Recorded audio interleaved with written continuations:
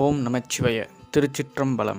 அன்பர்களுக்கு வணக்கம். இன்றைக்கி நம்ம திருமந்திரம் பாடல்கள் 50, 51 பார்க்க போகிறோம். இதுவரை சேனல் சப்ஸ்கிரைப் பண்ணாதவங்க பண்ணிக்கோங்க. நம்ம வீடியோஸ் தொடர்ந்து வரும்.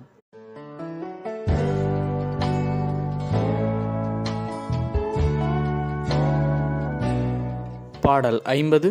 அடியவர் இயல்பு.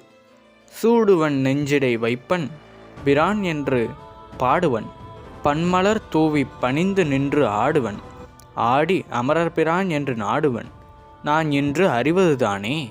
இப்போது பாடலின் பொருளை பார்க்கலாம். இந்த பாடலில் அடியவர்களோட இயல்பை பற்றி திருமூலர் அவர்கள் சொல்கிறாரு.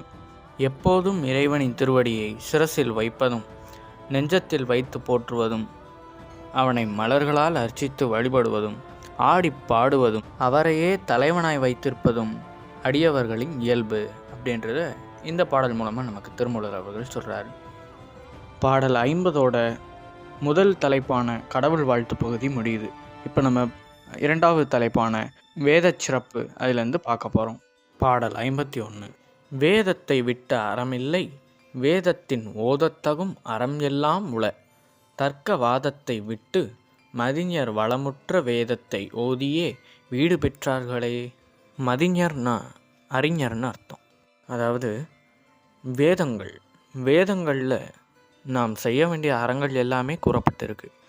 அந்த வேதத்தின்படி நாம் கடைபிடித்தோம் என்றால் நம்முடைய வீடு பெற்றை நாம் அடையலாம் அப்படின்றத இந்த பாடலில் சொல்கிறாரு. அறிஞர்கள்னால் இங்கே நூல் அறிவை குறிக்கலையாம். அதாவது ஆன்ம அறிவு, தானே உணர்ந்து அதை பிறருக்கு எடுத்துரைக்க முடியாத தன்மையுடைய அறிவு, அதாவது மெய்யுணர்தலை சொல்கிறாரு.